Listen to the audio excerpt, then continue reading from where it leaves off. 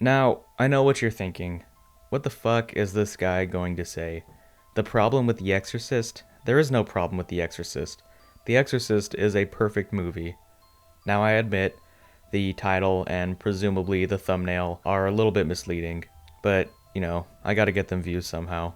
Now, I reassure you that the quote unquote problem with The Exorcist has nothing to do with the actual film itself. The 1973 film The Exorcist, directed by the recently passed William Friedkin, and Pacino felt dispossessed of that. He felt as he had lost the I don't concept. give a flying fuck into a rolling donut about what Al Pacino thinks. Is that an answer to your question, Greg? Yeah, it's the straightest answer I could. And starring Ellen Bernstein, is a staple of the horror genre through and through. It's an expertly directed, horrifying story of ordinary people being thrust into an existential and otherworldly terror far beyond their comprehension.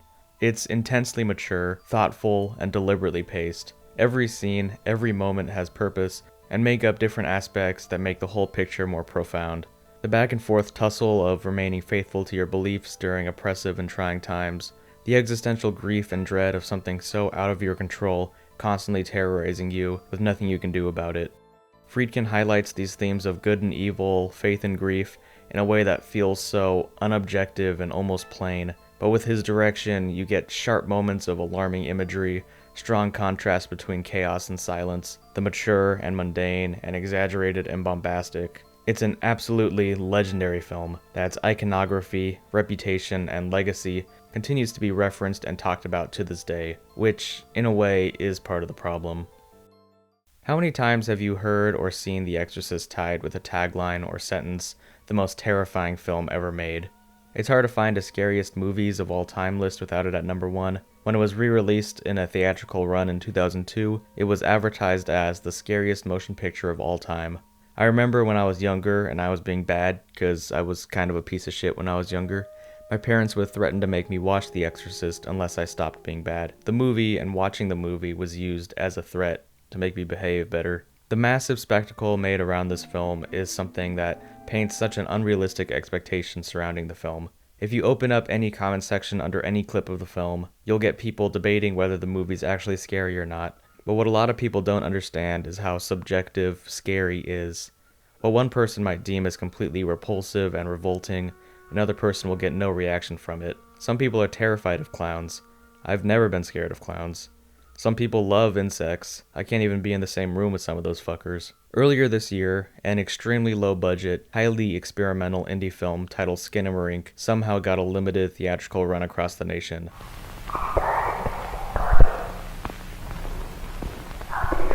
It's experimental in the sense that it's an hour and a half of disconnected, liminal shots from around a house that slowly get more and more distorted and uncanny, with extremely minimal dialogue and storytelling from characters that are never fully on screen. And depending on who you ask, Skinamarink is either the most boring piece of shit ever made or the most terrifying film you've ever experienced. Just look at how widely divisive the reviews are for it. It goes to show just how different people pull different experiences out of art. And horror, along with comedy, are two of the most subjective forms of art out there. The Exorcist's legacy, that of being a pure, unbridled tour de force of unparalleled horror, does this film such a disservice. Using stories of hundreds of people across the nation fainting, throwing up, or having panic attacks in the theater upon its release in '73 as a selling point.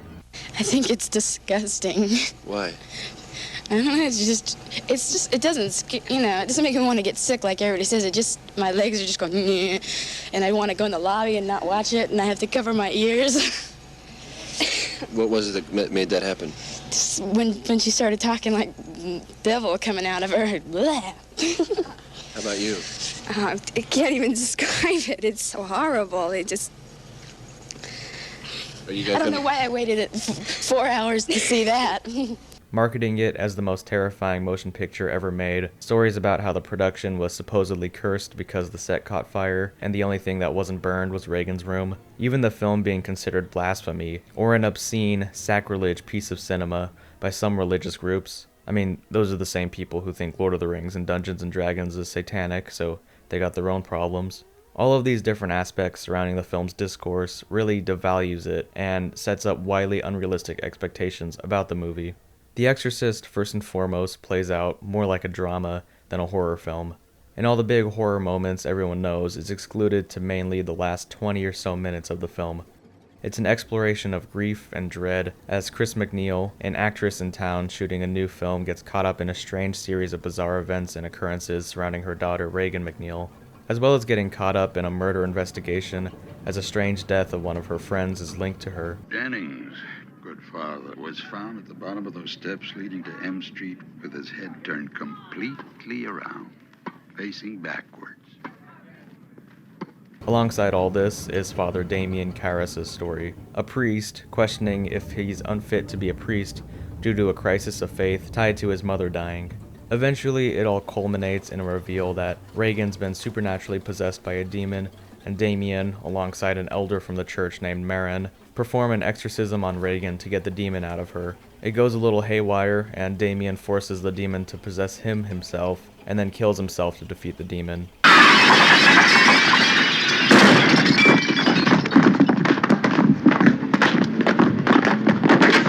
The vast majority of The Exorcist plays out like a straightforward drama. There's McNeil having to deal with seemingly a mental health crisis from her daughter, while unknowingly getting caught up in a murder investigation, as well as Damien's crisis of faith and the depressive weight of losing his mother loom over the film, all shot and framed with an oppressive, grim atmosphere. And the horror more so comes from the underlying thought that there might be something bigger and more supernatural at play here, until that aspect fully reveals itself towards the end and the film completely embraces it. But unfortunately for newer and younger viewers, that aspect is almost entirely lost. The Exorcist, upon its original release, was so enormous culturally and relevant because nobody knew what the story would devolve into. This was 1973. It was before TV ad spots and trailers that spoil the entire plot, and people leaking spoilers for the film on Twitter before the movie even comes out. And so then, the central mystery around what was going on with Regan, that the entire movie centers around, was still a mystery, which made the reveal of supernatural possession even crazier. Terrible. But I just found it really horrible. I just had to come out. I couldn't take it anymore. People are extremely depressed by this. Doesn't bother me that much. I guess it bothered you more than it bothered me. Fantastic movie. I mean, the movie is called The Exorcist, so people thought something was going down, but there's no way they could have expected it to end up like this. Fuck you! Let Jesus fuck you! Liam, fuck you! But nowadays, everyone going into the film already knows Regan's possessed. They've seen her vomiting pea soup 100 times throughout popular culture. The Son and the Holy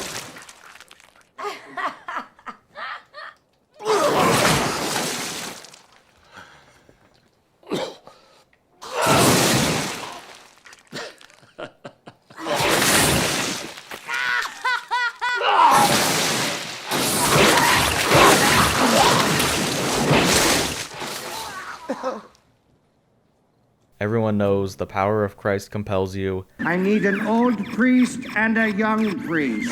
The power of Christ compels you. The power of Christ compels you.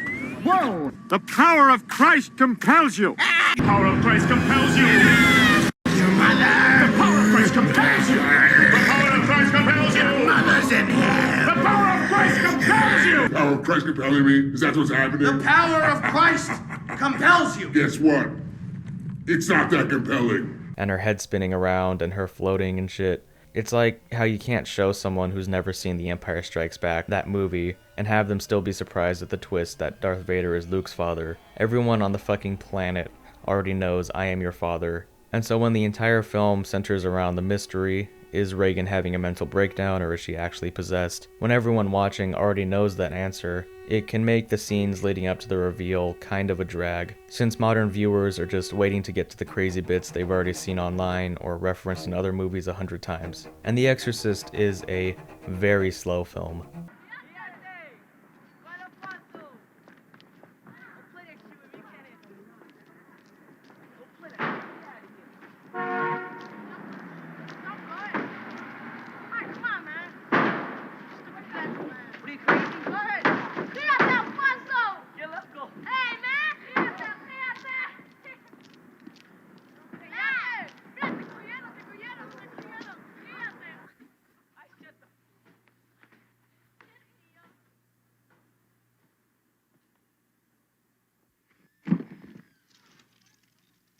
It's an extremely methodical, slow burn that is incredibly deliberate and purposeful in sucking you into the film's atmosphere and world and hopeless tone.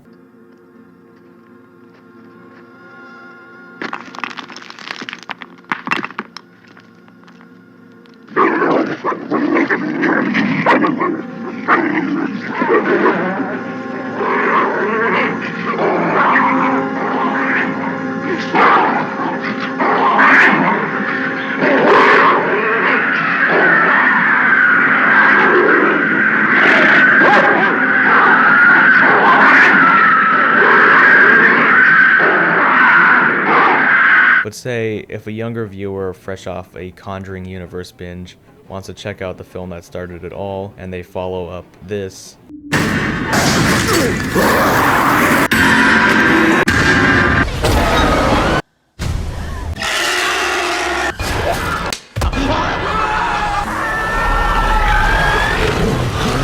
with the laid-back, subdued cinematography, quiet conversations, and minimalism of The Exorcist, you can't help but ultimately just feel bored, especially after you've only been told it's the scariest thing ever your whole life. It also doesn't help that essentially what people considered absolutely horrifying in the 70s might not hold up to today's standards. When The Exorcist was released, it was absolutely the most abrasive, grotesque, and terrifying motion picture released by a big studio nationwide as a mainstream film. You could never find this shit shown in The Exorcist anywhere else. There was never anything like it beforehand. But looking back on it, after years of unchecked exposure on the internet, the rise of 24-hour news cycles, reporting on nothing but murder, death, chaos, a new mass shooting every single week, how the entire country is falling apart and every stranger wants to rape and kill you, the tides of horror media shifting so drastically, so much of what was considered taboo in the 70s being normalized now. Basically, it's an entire new world, and so a lot of what was meant to be immensely provocative from the film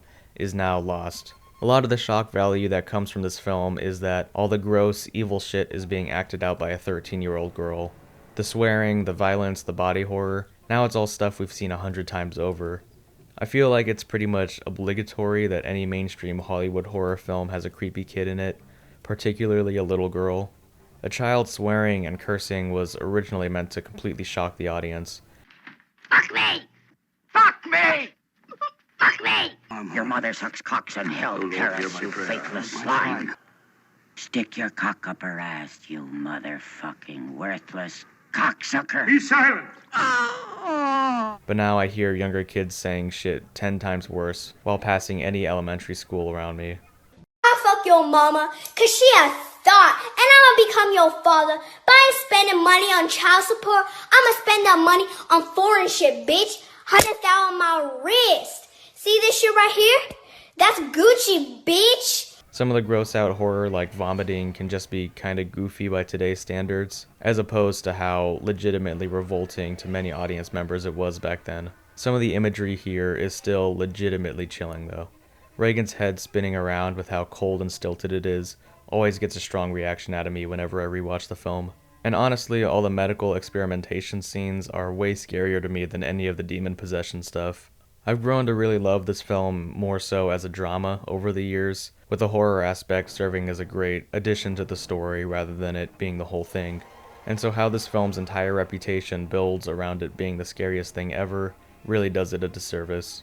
Franchising this series was also a big mistake. For one, there are so many fucking Exorcist movies out there of strong, varying quality. Go to any Walmart bargain bin or scroll down to the very depths of Tubi or any free streaming service, and you'll be hit with droves of low-budget, straight-to-video Exorcist movies. Demon, the power of Christ commands you!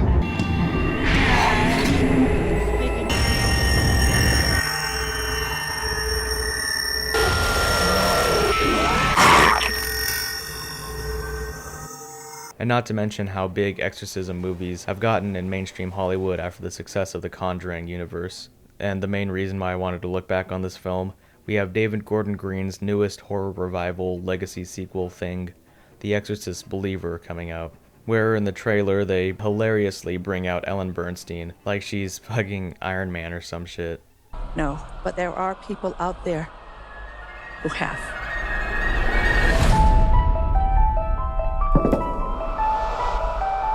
You you have some experience with possession. Yes, more than I'd like. And turning this original film into a franchise with sequels, prequels, legacy sequels, a TV reboot on Fox that got canceled after 2 seasons, really devalues what the original film was going for, and just lops the original film, a genuine masterwork, in with all these rip-offs, cash grabs, and copycats, ignoring what the original film was really about and just making it all about the demons and exorcisms and priests fighting evil. It's dumb to give Chris McNeil a big mythical icon status coming out of retirement to fight demons or some shit, because in the original, the whole point was that she was just a regular everyday woman who had to deal with some scary shit that was way beyond her. Could you see her?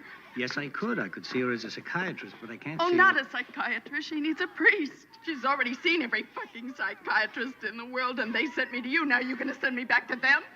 Jesus Christ, won't somebody No, you help don't me? see. It also removes the ambiguous nature of the first film. We don't even know what the demon that's possessing her is. It's just an unseen, otherworldly monster that we have no bearing of, which is what made it so scary. Less is more. Stop franchising shit and over-explaining everything. Making a sequel to The Exorcist is like making a sequel to The Shining. Oh, wait, never mind, they already did that. It's like making a sequel to Rosemary's Baby. Wait, they fucking did that too? What? My examples don't really work, but you get what I'm saying. The Exorcist 3 is innocent though. That's a fucking awesome movie. I love that movie. Super underrated. Basically what I'm saying with all this is, The Exorcist is an impeccable film in every aspect, but it's also one where its own legacy and reputation devalue it and kind of ruin it for younger generations. It's such an important work of cinema that is so hugely influential that it almost bites itself in the ass for it.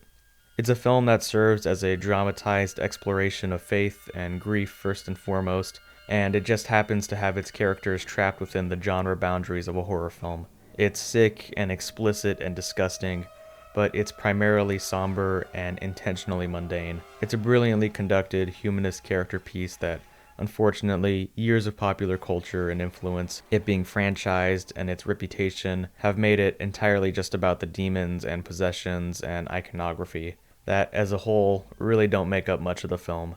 Which is a shame, but with the rise of quote-unquote elevated horror, with films like The Witch, Hereditary, and Babadook, and Midsommar, horror films that use their horror in a more metaphorical sense to reflect the character's grief and traumas, the original Exorcist fits in far more with these films than with any of its sequels or contemporaries. So this film could get a strong second wind since public opinion on it changes so much with time. Which is my hope, at least. And studios, advertisers, whoever the fuck is in charge, please stop marketing it as the most terrifying film that has ever been made. Like, I love it. I think it is pretty scary, but like, come on, it's not. It's not. Also, the director's cut is kind of lame. Stick to the original version.